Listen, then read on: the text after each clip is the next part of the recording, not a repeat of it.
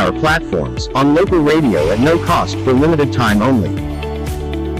Call us today at 320-2296 or email us at pohnpeiradio@gmail.com for more information.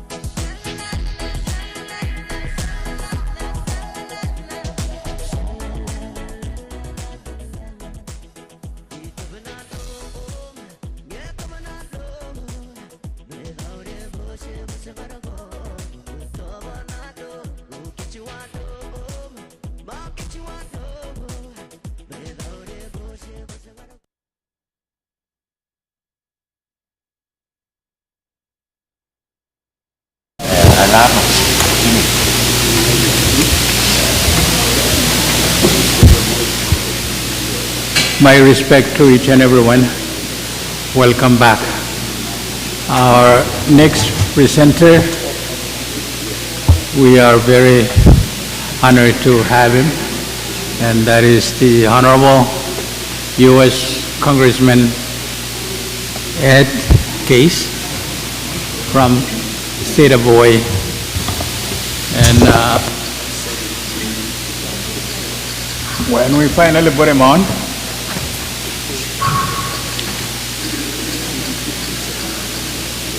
Honorable Speaker of the Pohnpei State Legislature asked me to recognize the presence of the Jimmy Ward, Director of Asia, and will soon, if not this week, will include Pacific, especially APIL. And you find the rest of the Pacific Islands, but the APIL. We'll be introducing our lead presenter, and he will join. Mr. President, point of privilege. Honorable APIL Board of Director, Senator Semina, thank you, Chairman. state your privilege.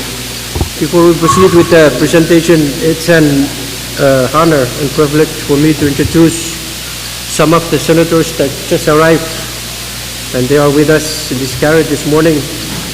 I would like to introduce and ask to recognize Senator Erolin Mofuk from Kichi.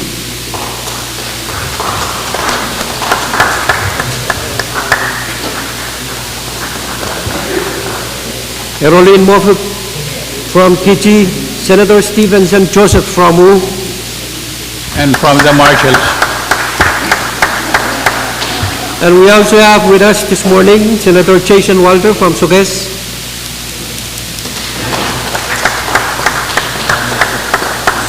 Last but not the least, Senator Sonsterechka from Pwuhng. Thank you, Mr. President. Any more point of privileges, or we consult the IT? Where is U.S. Congressman?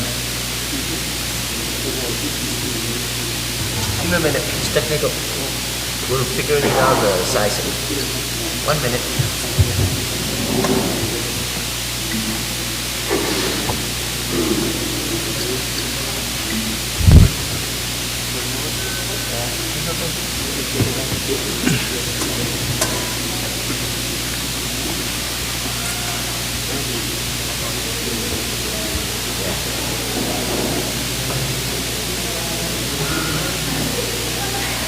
IT.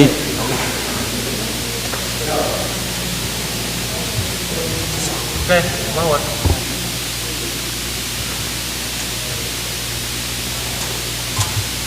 Langsung tes sa mic ko, ano pa?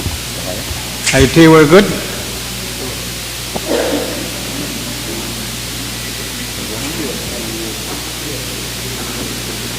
First,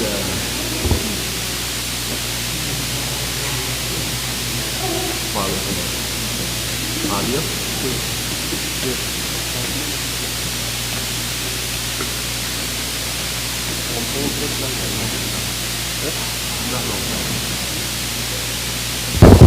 That's not Congressman Case.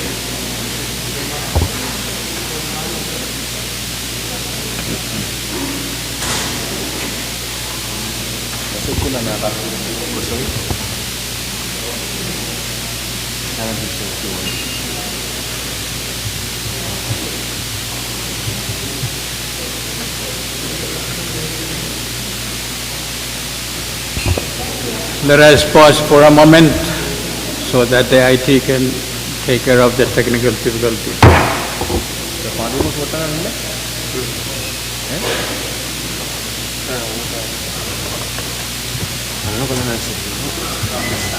Yeah.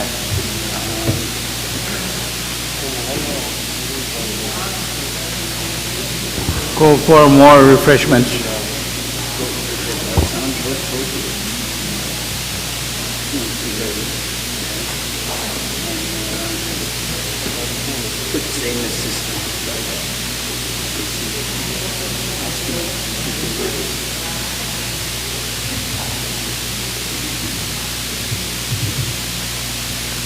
Test. Yes. Okay, that's a lot better. Thank you.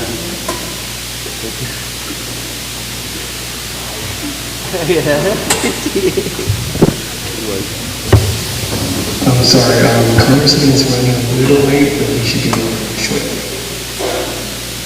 Thank you.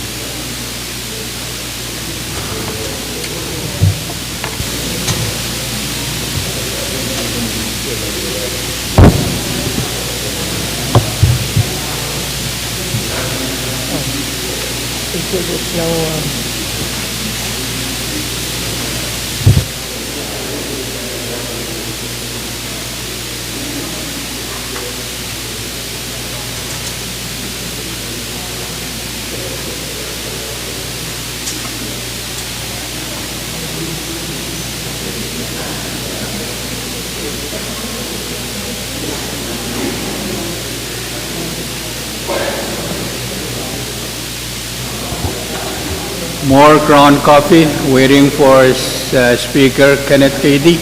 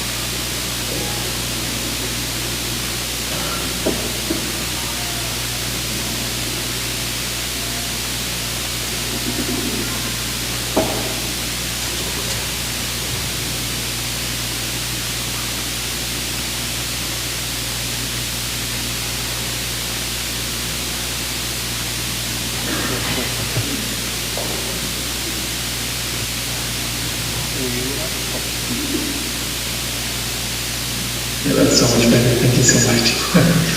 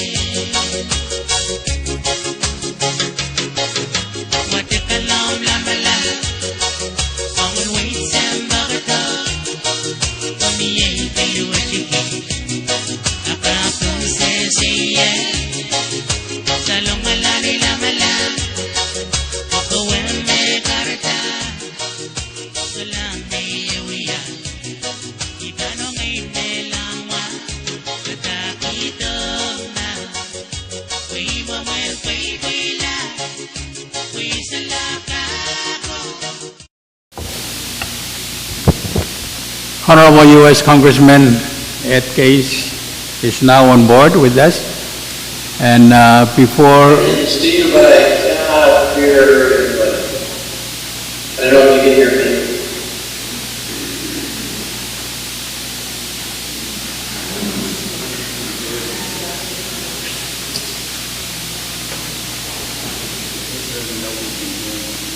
So what now, IT?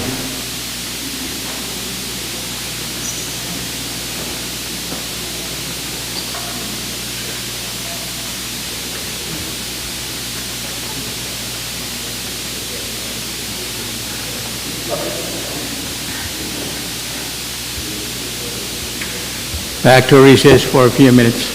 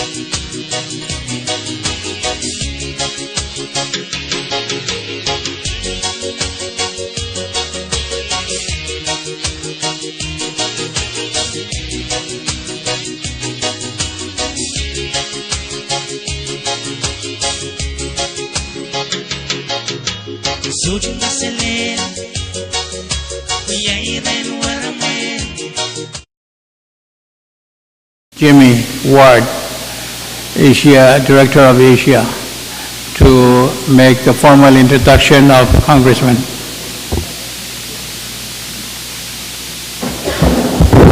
Thank you. Congressman, it's good to have you.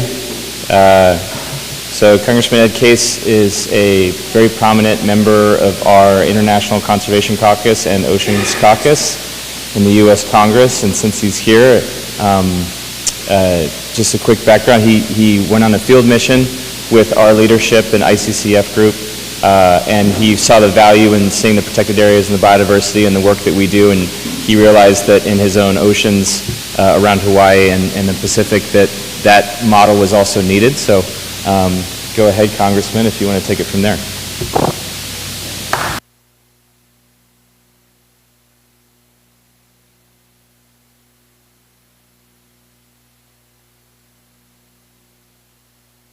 Yes.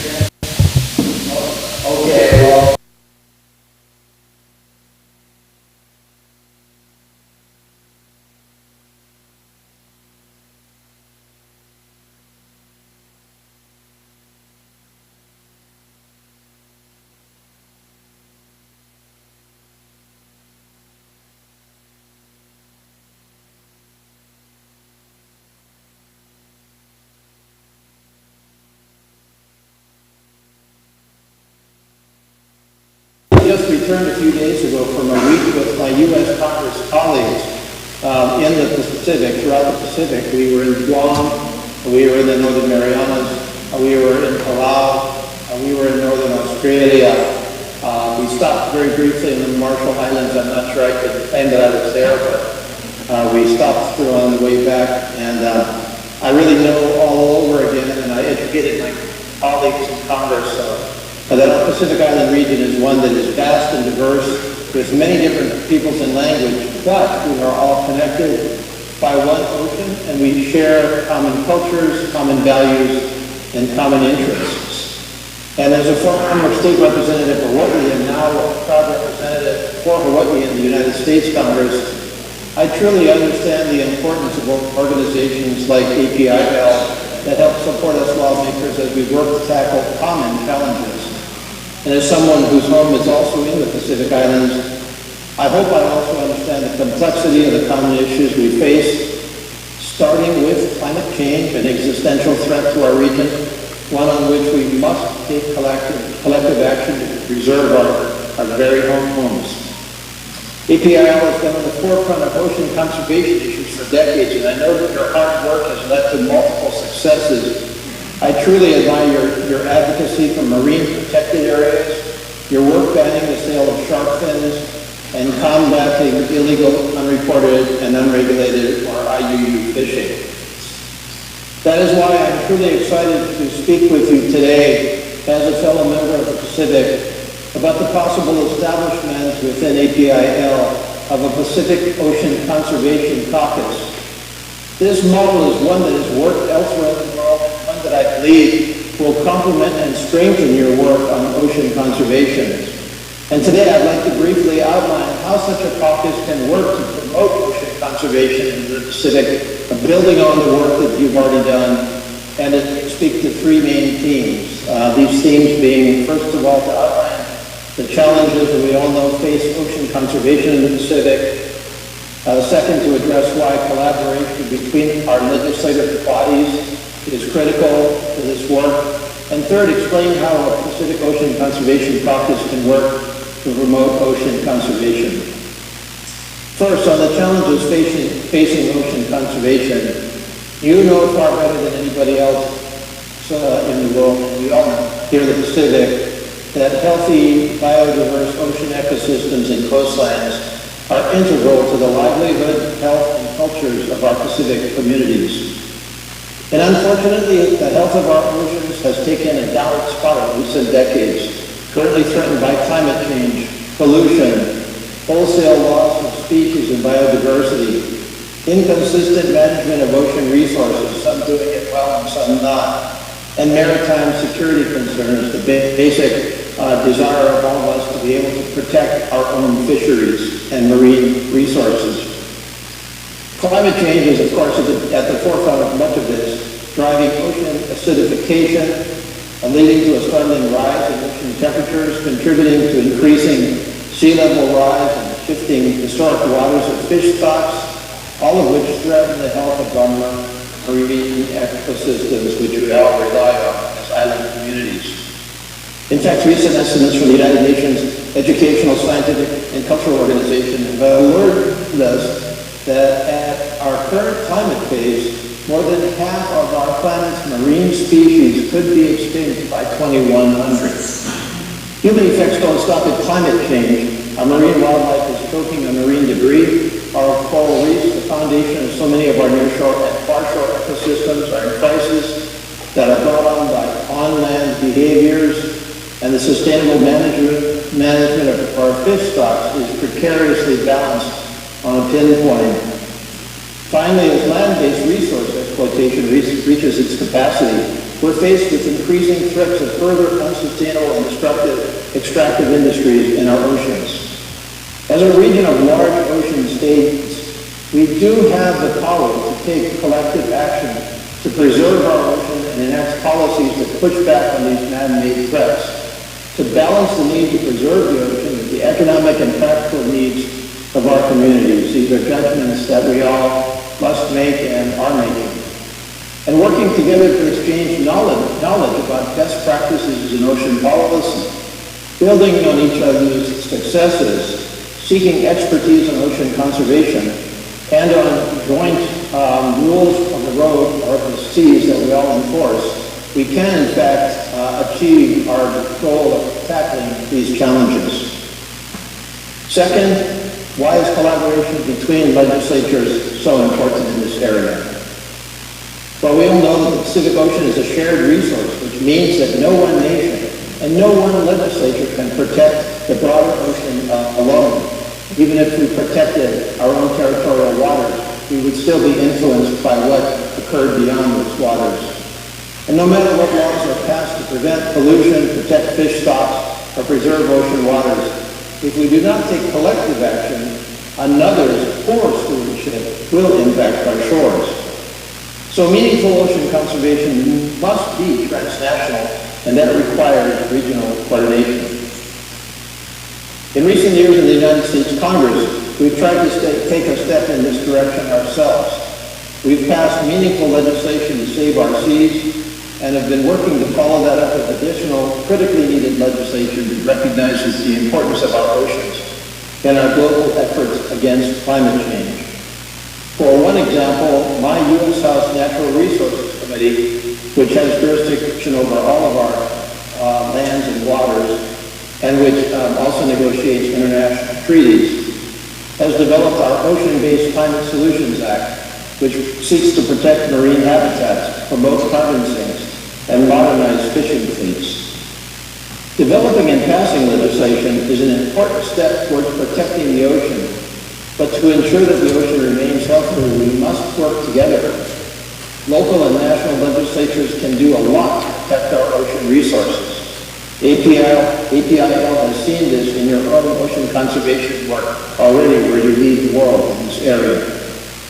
It is also important for lawmakers to collaborate so that we can ensure that victories and best processes are magnified and multiplied and expanded.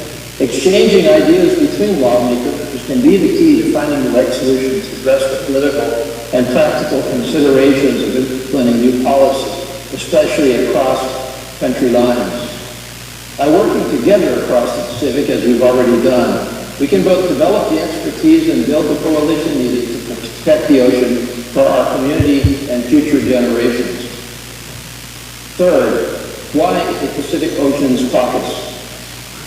I understand that you are taking up a resolution to form a Pacific Ocean Conservation Caucus.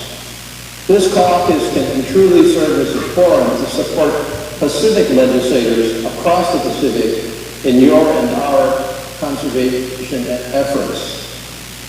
You have done this already in many of your efforts, but the idea of a coordinated caucus that reaches beyond, within APIL, and eventually, I hope, beyond APIL, to other legislatures and to include the United States Congress, I believe is the next step that can bring us all closer to a coordinated effort when it comes to our oceans. The goal of this caucus will be to host events, exchanges, and discussions to allow members to collaborate with other Pacific Island legislators interested in ocean conservation. Of course, all leading to a common understanding of what we must do and common actions that integrate our various initiatives to protect our oceans. This caucus can be a resource for a coalition of the willing to advance ocean conservation policy and tackle the challenges that we all know face us.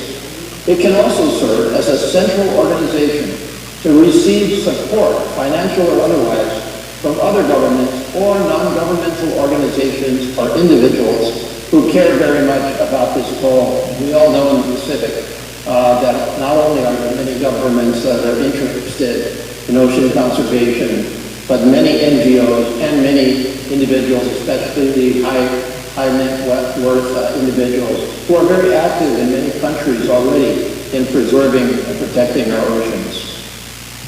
I've worked with Senator Neff and introduced him to the International Conservation Caucus Foundation, which arises from our Congressional International Conservation Caucus and collaborates with our Oceans Caucus in the United States Congress.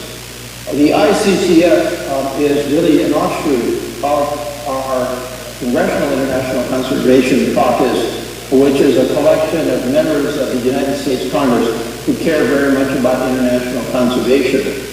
And this caucus was formed some decades ago. I'm a member of it, proud member of it.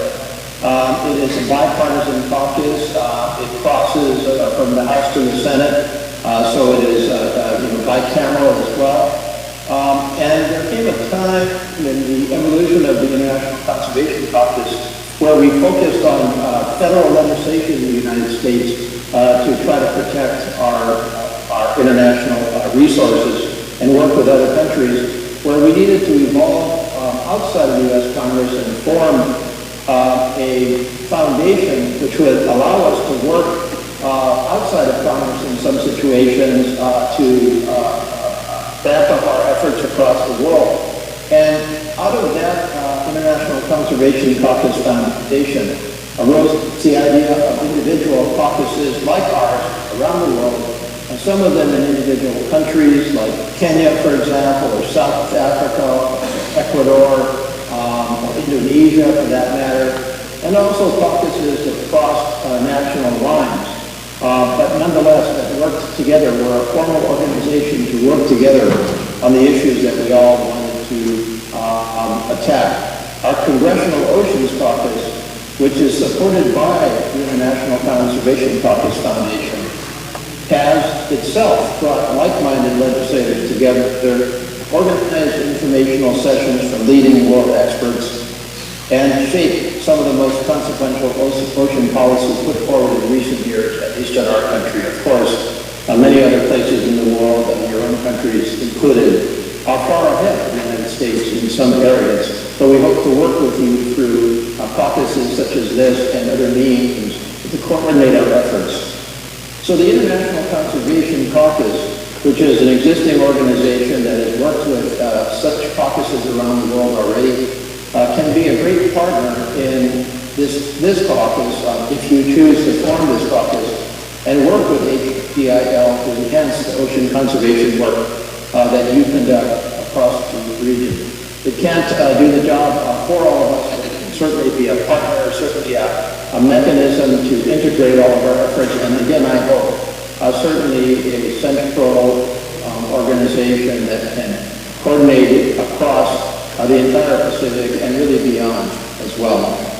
So I thank you very much for your time today. I thank you for your consideration of this resolution. I hope this initiative can serve as a forum to exchange ideas, magnify the work that you've already done, and will continue to do to protect our oceans, and will facilitate and advocate for the international efforts, the international treaties, the international initiatives that are going to be needed much more than we have done if we truly are going to save our oceans. I certainly stand ready to work with each and all of you, and not only as a member of the Pacific, a representative from the Pacific in the United States Congress, but as a full member of the United States Congress on this critical work for environment. Mahalo and aloha. Thank you for having me.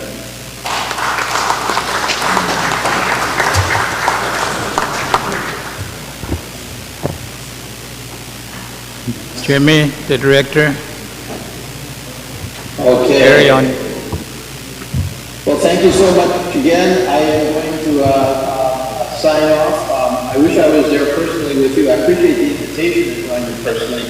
I hope that there will come a time when I actually can join you in one of your meetings. And please call upon me if there are any questions at all. I'm happy to do the caucus, of course, as we continue our work together. So with that, again, a real aloha, and I'll see you again all soon. Bye.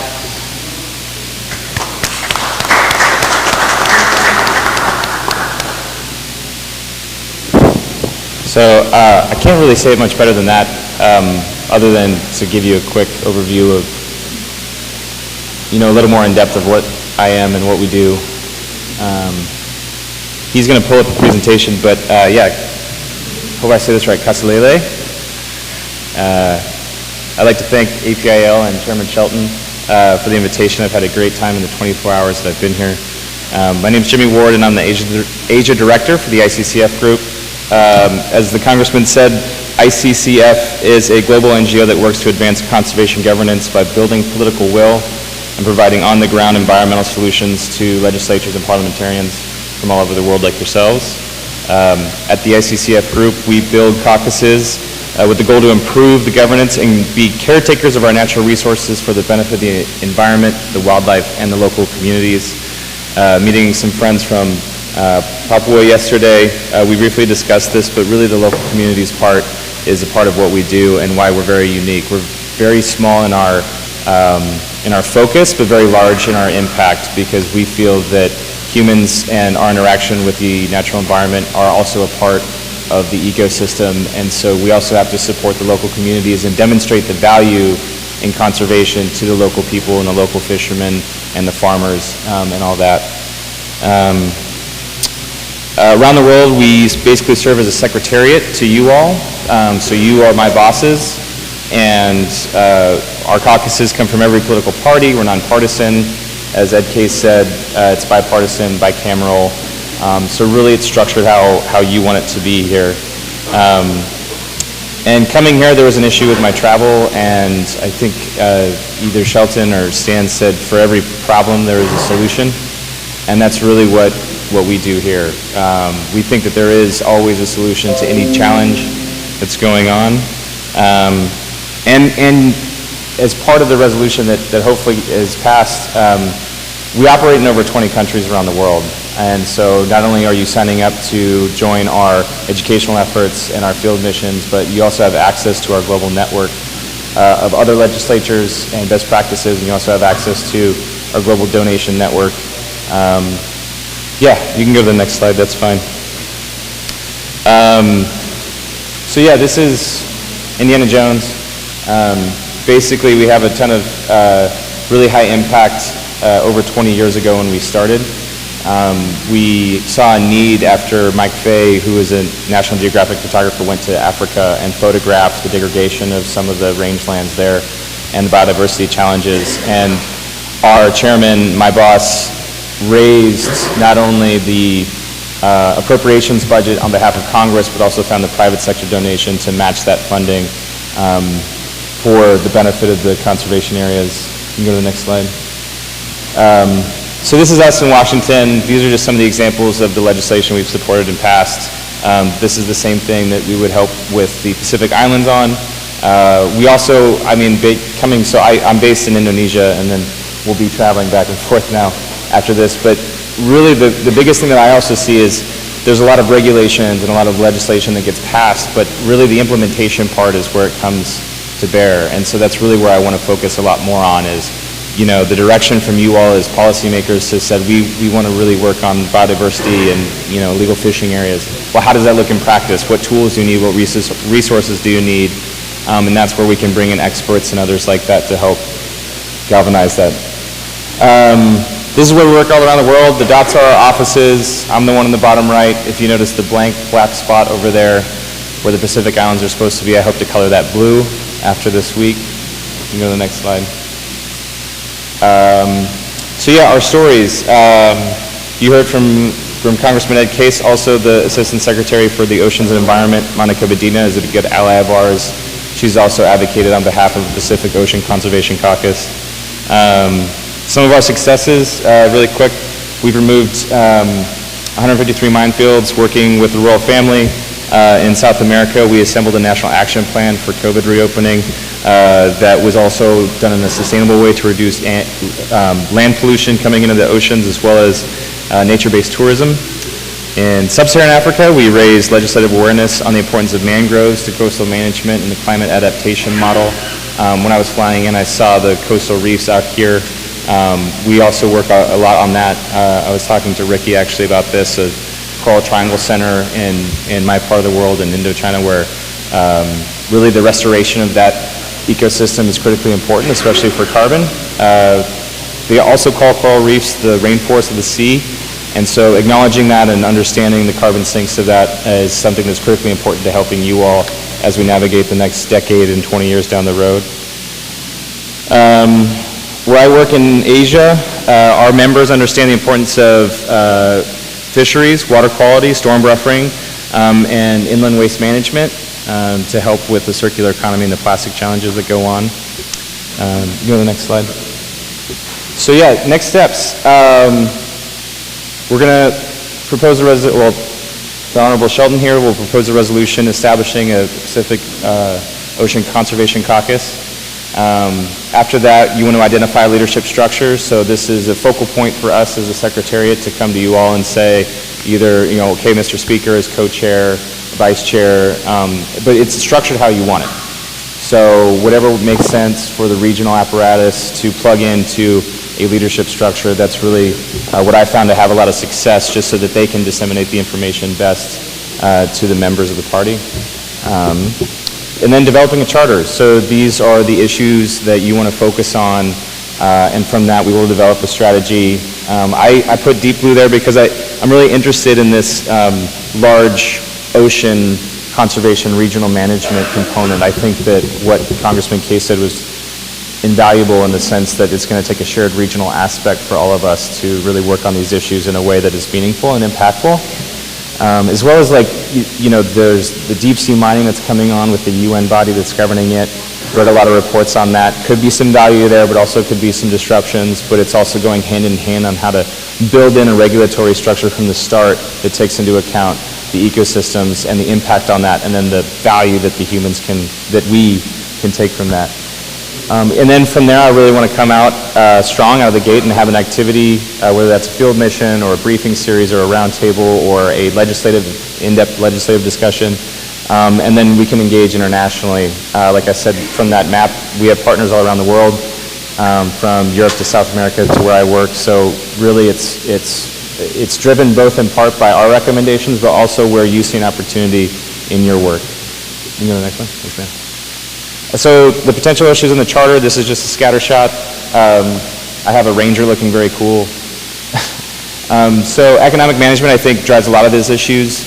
So how how the market is providing incentives for the fishermen or the agriculture sector or the forestry sector or the lodging sector, and what that means for the resource itself. So I think those are market indicators are important. Healthy fishing or countering illegal fishing, maritime security, protected areas, designation of them, what that counts towards NDC goals, mineral sea stewardship that I mentioned, circular economy I mentioned. So all of these are just examples of issues that you could include in the charter that could, that I would like some help with, actually, because I want to know what you see as the biggest impact hearing from your constituencies, because a lot of politics is local. You guys all know that. And so if there's a fishing argument and a fisheries management area that you have an issue with, well, there's a ton of examples of how this has worked in the past, or what technologies we could bring to bear to help manage that and improve the management of that resource. You can go to the next slide. So yeah, that's it, very quick for me. So yeah, like I said, at the end of the day, the message that I got from you all here in Micronesia was that for every problem there's a solution. But the message is really simple. All of you in signing up for a Pacific Ocean Conservation Caucus is saying that we have the courage to conserve. We are leaving our party affiliations at the door. We're leaving all of these things that make politics aside, and saying, what is good policy? And how can we advance that good policy on behalf of the communities and the resources that we have? So yeah, we're here to be your policy tool, your advocate globally, your resources to support locally led efforts. And I was talking to the speaker last night at dinner. We'll work hand in glove with the environment and climate relations committees or any of your other respected committees in your legislatures that can also be the focal points for us. And with that, that's my email, jward@internationalconservation.org. I'm sorry I forgot cards, but I can do WhatsApp or give you my cell as the best way to reach me. But if there's any questions or anything like that. You're done? Yeah. Let's give him a round of a big applause.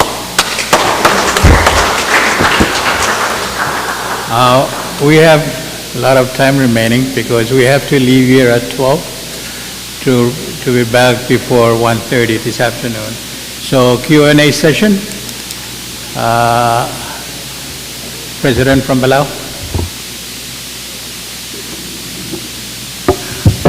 Thank you, Mr. President, and thank you for giving me such an honorable title. I'll try to live up to that for now, but when I go back home, I know I'm not going to be, inheriting that title anyway. I just have a quick question, but I think there might be some follow-up. I haven't heard of ICCF, but here is my first time to hear it from you. So my first question would be, are you working directly with government agencies or just working directly with NGOs? So both. Yeah, so our niche is working directly with parliaments, but on the implementation side, we also work with the ministries that have to implement the laws as well. But a lot of the bigger NGOs that we work with, that we're partners with, that help fund us, that help us do our work, which goes to you, they work a lot with the ministries and they work a lot with the big national governments, but our commitments globally with big multinational funders as well. So yeah, we have a pretty broad reach, but every area is different, so depending on what you want or what you're looking for, we can find the answer. The reason I'm asking is because, the effort that has been undertaken by each of the countries in this APIL, group is tremendous. In terms of conservation or protection of the ocean, Palau have taken several steps. One of the things that Palau did recently was creating a recycling program because of the marine debris that has been so much of an issue for us. But here's the challenge. The setup of our recycling program, where we taxed every plastic that is being imported at the border, goes to the recycling center and their redemption program. The challenge is the location of Palau sitting right there by the Southeast Asian countries. Our beaches are flooded with plastic every day. And I'm sure the same experience throughout the region. So the reason I'm asking is your affiliation is because the government has taken so many steps and efforts to tackle this marine debris issue, which we're not responsible for. Yeah. What assistance can you lend the APIL countries? Yeah, that's a great question. Mitigate the financial shortfall of each country's dealing with the international debris that we are now facing? Yeah, no, that's a really important question. I understand the issue very well. It's probably the most tangible of all, just watching the plastic wash upon the shores. And, it's a typical tragedy of the commons where big, corporations can produce and produce and produce, and then there's no back end of that. Really what we do is we can take Palau's example and engage you with our international network and say, here's what Palau is doing. What are you doing on the upscale side of it? Here's what's happening on the downscale side. What can you do to help? But we're going to, I'm really excited, right, to talk to you all because I think it's a tremendous opportunity for you. And we will be your advocate in all of these things, right, because we're seen as non-controversial. We're going to come in and say this is just good policy. So we don't have a specific grant set up right now to do this work, but we will work on it after this conference and the establishment. And then through that, we would say, okay, here's what Palau is doing. Here's how their tax structure works. It's working a little bit, but on a scalable manner, right? I think it needs to scale probably. What do you have going on that can help? And you never know. You never know what thread we can entangle. We have a huge network of private sector companies with pretty far reach, so it doesn't hurt to ask, right? But yeah, that's what we would do. We'd advocate for you on that. Yeah. Thank you, and I hope you will be our conduits to all this available funding to assist all the APIL countries. Thank you. For sure. Any further question to ask the director? I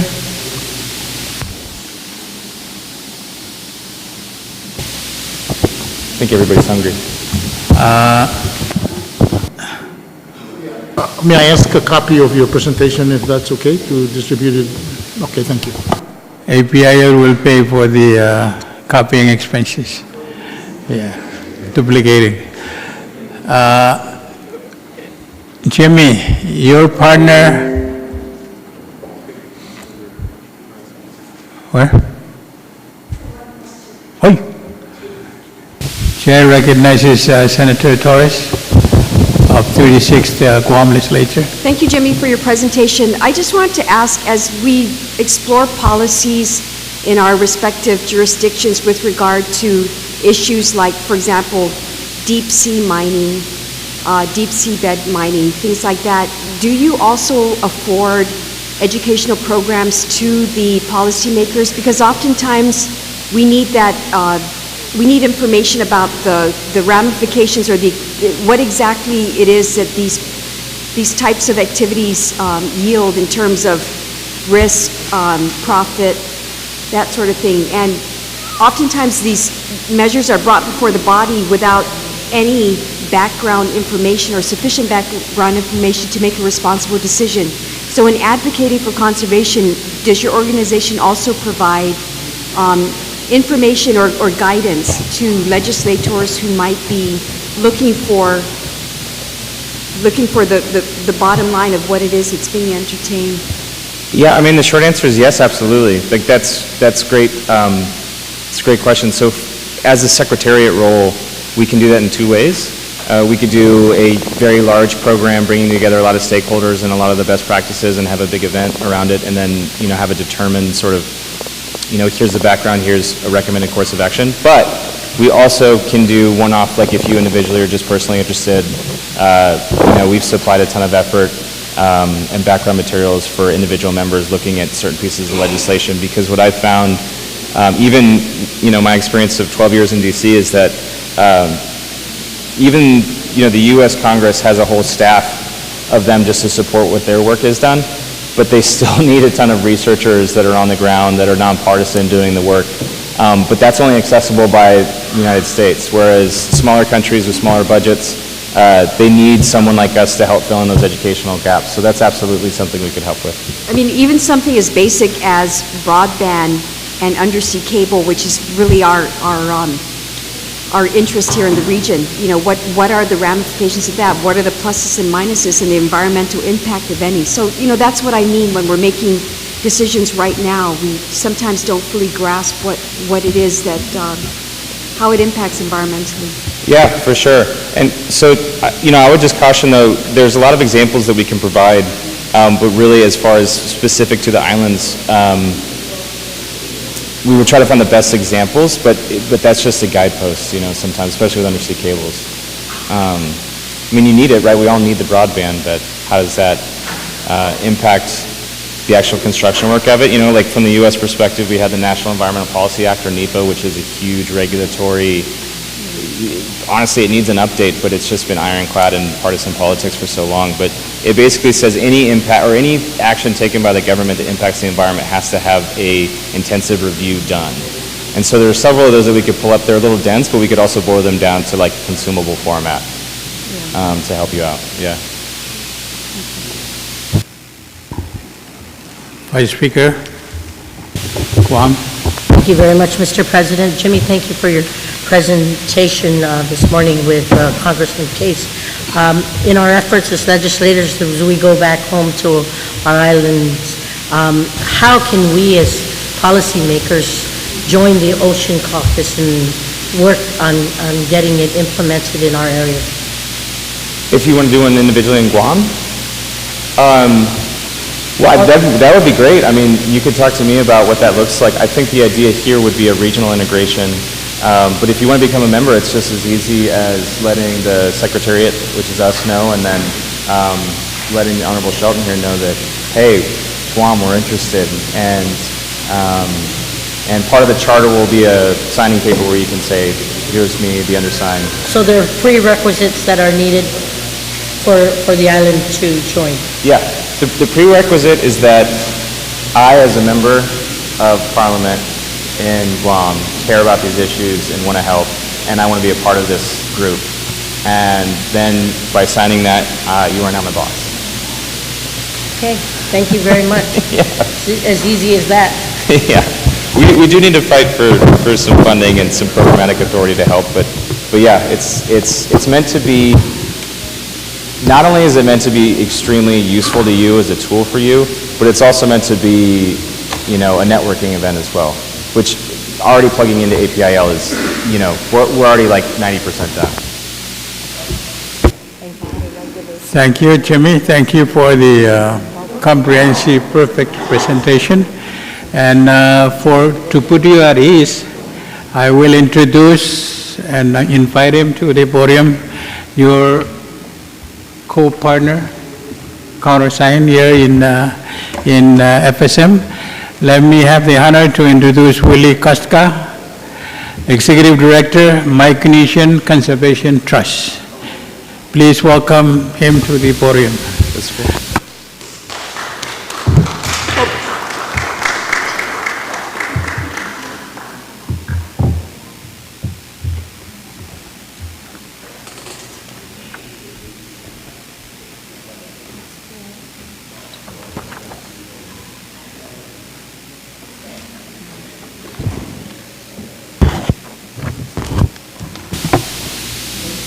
kailangan ng President ay tungal sa karatan wow taan kupromi taan kubron katkatwat unsak.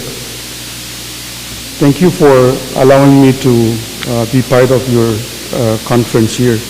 MCT has of course been to almost all the APIL conferences as a sister organization to the APIL, just like PIPD.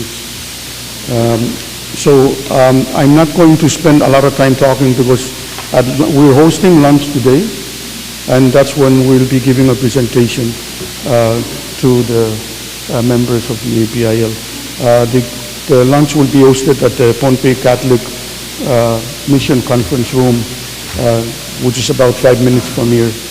So I will leave the presentation to when we're down there at the lunch, and invite all of you to join us, please, for the local food that we prepared for you at lunch. Kailangan.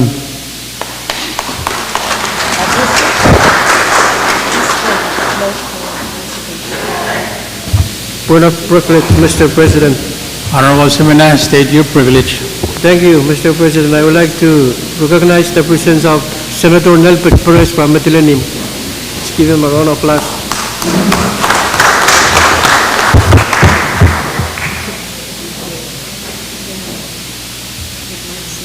Mr. Speaker is signaling me this. I don't know what it's supposed to mean for like this. Meaning, let us end our morning session and honorably accept the invitation of the Executive Director for the lunch in heaven.